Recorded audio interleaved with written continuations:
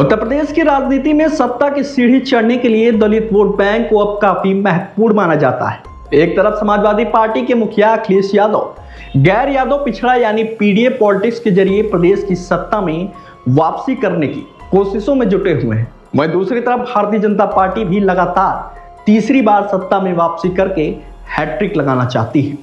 इसको लेकर भारतीय जनता पार्टी अपनी रणनीति को एक अलग तरीके से तैयार कर रही है। इस बार बीजेपी ने डी प्लान बनाया है। डी प्लान के तहत बीजेपी ने 15 दलित महापुरुषों का एक कैलेंडर तैयार कराया है, जिनकी जयंती पुण्यतिथि के कार्यक्रमों से इस समाज के लोगों से साल भर मुलाकात का कार्यक्रम किया जाएगा। इसमें कांशीराम से लेकर संत रविदास तक शामिल हैं। इसके अलावा पहले से ही भाजपा ने मायावती पर सीधे हमले से परहेज किया है। बीजेपी अब किसी भी दलित महापुरुष और नेता से सीधे उलझती नहीं दिख रही। यह संदेश जमीन तक पहुंचाने की तैयारी है। दरअसल अखिलेश यादव की पिछड़ा दलित अल्पसंख्यक यानी पीडीए पॉलिटिक्स की कार्ड के तौर पर इस रणनीति को भारतीय जनता पार्टी तैयार कर रही है।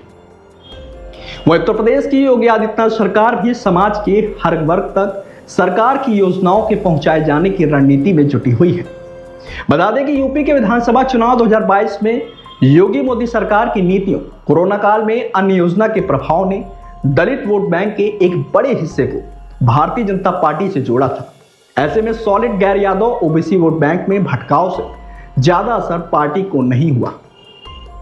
हालांकि लोकसभा चुनाव में संविधान बदलने के मुद्दे को जोरदार तरीके से उठाकर और पीडीए पॉलिटिक्स के जरिए बसपा से छिटकने वाले दलित वोट बैंक के एक बड़े हिस्से को पार्टी के साथ जोड़ने में समाजवादी पार्टी के मुखिया अखिलेश यादव कामयाब थे।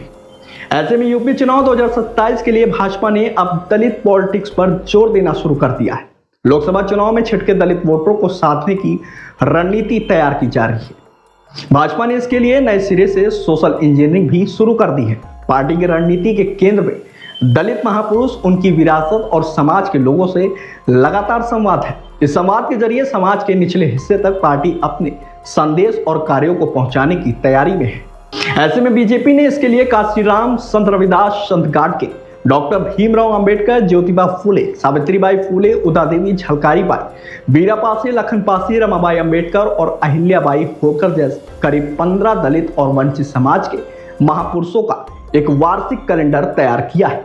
इन महापुरुषों की जयंती और पुण्यतिथि पर प्रदेश भर में कार्यक्रमों का आयोजन किया जाएगा। श्रृंखला तैयार कर ली गई है। ऐसे में बीजेपी साल भर कार्यक्रमों का आयोजन करके लोगों से संवाद स्थापित करेगी। फिलहाल यह तो देखने वाली बात होगी कि क्या अखिलेश यादव के पीडीए की कार्ड बीजेपी का प्लान डी होगा या नहीं।